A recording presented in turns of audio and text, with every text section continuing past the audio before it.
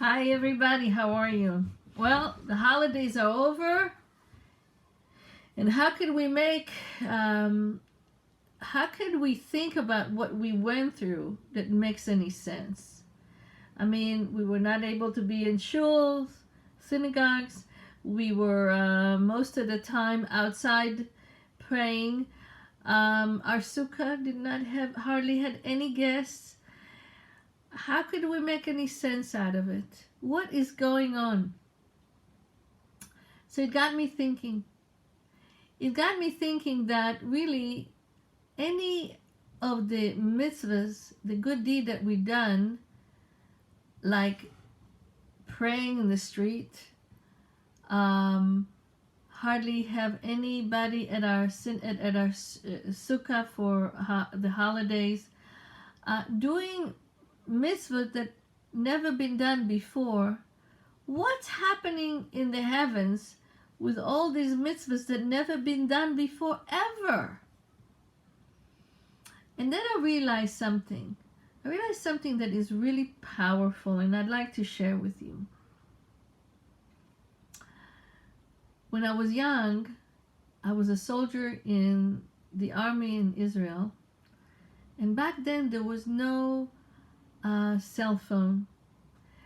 There was actually a coin that if you want to use the public phone, you use it, and it had a hole in it, and you put it in, and it gives you about, if it's a local call, it's about a minute or 2 minute duration, being able to talk to somebody for a conversation.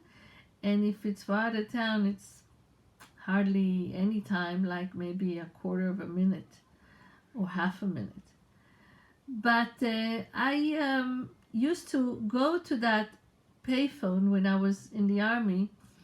I used to patrol in a certain street, and when I finished my patrol, I would go to this payphone and call my friend to come pick me up to take me home. And that used to be my usual routine. For 2 years, I would go to that same payphone, pick up the phone, put the coin, and get my friend to come and pick me up to take me home. And believe me, in Jerusalem, when it's so cold in the winter time, that lift to take me in a private car and bring me home was it was like ice cream in the summer. It was such a good deal. Anyway, I finished the army, and I moved to Texas, and you know the rest of the story.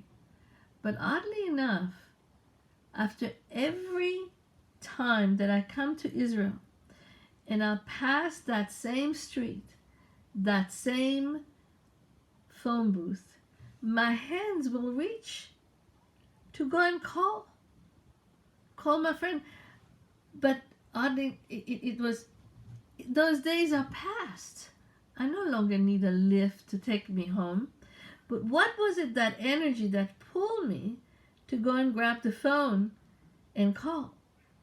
And that energy is that I created an angel for the phone booth to go and take me home. Every deed that we do create a certain energy, create an angel. So why am I telling you this story? I'm telling you this story because during this virus that's going on, we're creating angels because of our deeds that never were created before. I mean, for me to be at home during Yom Kippur and not being at home, at shul, is a huge angel that never was created before. And for me to go and finish the fast at the street with so many different people that I never met before, they were not members of my synagogue, and I was with them on the street, at a sidewalk, under trees. Some people were standing between cars, finishing the last prayer of Yom Kippur in a parking lot, angels like this were not ever created. So in the spiritual realm of our deed, that are we've created angels that are spiritual forces because of what we have done.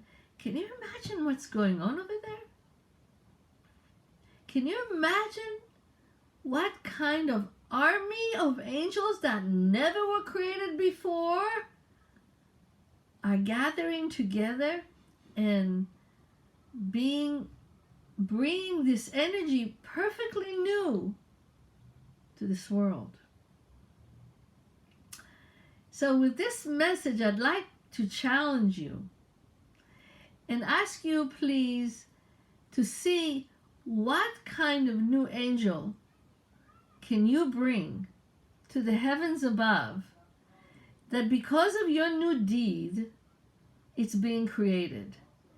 And that energy, just imagine what will bring to this world because of those new restrictions, but yet creating something that is boundless without any restrictions. So with this note, I want to challenge you, and I hope that together we will see this energy that's been created, that it's brand new. Together we'll see a much, much, much better world.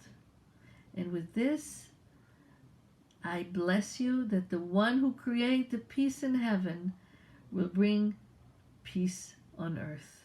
Amen.